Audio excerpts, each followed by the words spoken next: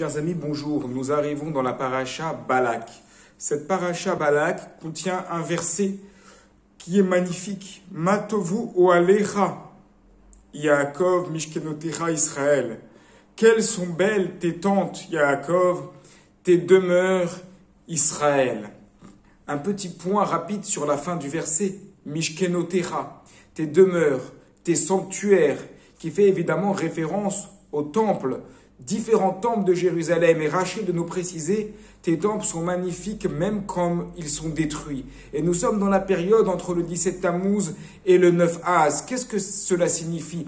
Est-ce vraiment magnifique de voir le Beth Amikdash détruit? Ce que veut nous dire Rachid, c'est qu'Akadosh Baruch Hu, lorsqu'il s'en est pris au temple de Jérusalem, il a décidé de déverser sa colère sur du bois et sur des pierres plutôt que de détruire son peuple. C'est-à-dire que par l'intermédiaire de la destruction du Beth Amikdash, du temple de Jérusalem, eh bien, on voit par là l'éternité d'Israël qui ne disparaîtra jamais. On aperçoit en filigrane la promesse d'Akadosh Baruch Hu de toujours accompagner les Bnei Israël, d'être toujours avec eux.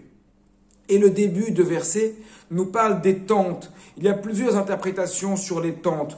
Il s'agit des tentes de la Torah, d'après le Sforno et d'après d'autres commentateurs. Mais le commentaire de Rashi nous dit cela en s'appuyant sur le Talmud de Baba Batra. Il s'agit de ne pas regarder en face de l'autre. C'est-à-dire que la tente, elle était plantée à un endroit.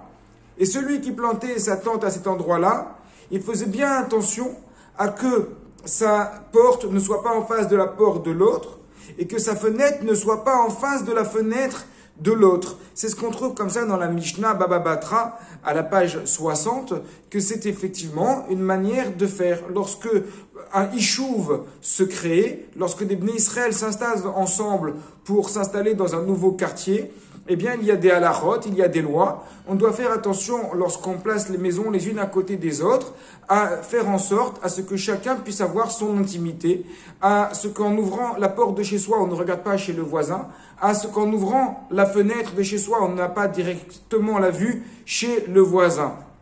Eh bien, pour quelle raison? La première raison, c'est de ne pas gêner l'autre. Parce que ça peut être gênant pour celui qui est chez lui et qui est donc dans son intimité, dans son domaine privé, d'avoir un voisin qui a le regard sur lui pour voir comment il fait. Et il y a beaucoup de halachot par rapport à ce sujet-là, sur l'importance de garder son intimité, de ne pas aller regarder ce qui se passe chez l'autre. Le Rav Zilberstein, dans le Chashukei Chemed sur ce passage de la Gemara, donne par exemple une halakha qui paraît évidente de bon sens. Lorsqu'on voit un malade dans une ambulance, lorsqu'il est sur le brancard, on ne doit pas le regarder. Pourquoi on ne doit pas le regarder? Et c'est assourd, c'est interdit. Pourquoi c'est interdit de le regarder? Parce que ça va le gêner, ça va le mettre mal à l'aise. Donc tout regard vers l'autre qui risquerait de le mettre mal à l'aise, eh bien, il ne faut pas le faire. Parce que c'est dérangeant et ça fait partie justement de cette halakha-là que lorsqu'on construit nos maisons, on ne doit pas les construire de manière à regarder chez l'autre. Il dit le Rav Zilberstein, alors qu'est-ce qu'on doit faire si on voit un malade dans un brancard? Qu'est-ce qu'on fait si on ne doit pas le regarder? Eh bien, on doit ouvrir le livre de Tehilim et on doit prier pour sa refoua shilema. On doit prier pour sa bonne santé. À l'époque des réseaux sociaux, l'époque dans laquelle on est aujourd'hui, ça nous parle parce que qu'est-ce qu'on voit très souvent malheureusement dans les faits divers? On voit une personne qui se fait agresser ou une personne qui est dans une mauvaise situation, qui n'est pas à l'aise. Et qu'est-ce que font les gens lorsqu'ils la croisent dans la rue? Ils vont sortir leur téléphone portable et ils vont la filmer pour diffuser cela sur les réseaux sociaux. C'est effectivement contraire, à 100% contraire à nos valeurs de la Torah. Lorsqu'on voit quelqu'un qui est dans une situation délicate, qui est dans une situation qui est gênante pour lui, eh bien, si on peut faire quelque chose, on va faire, on va prier pour sa refoua shilema, on va l'aider, on va venir à son secours. Et si on voit qu'on n'est pas en moyen, qu'on n'est pas en mesure de faire quelque chose pour cette personne-là, eh bien, on va simplement détourner notre regard d'une manière pudique, parce que c'est ça ce que nous dit ce verset, Matovu alecha Yaakov, qu'elles sont belles tes tentes, Yaakov, mishkenotecha Israël, tes demeures Israël, lorsque chacun sait préserver la valeur, la dignité de son prochain.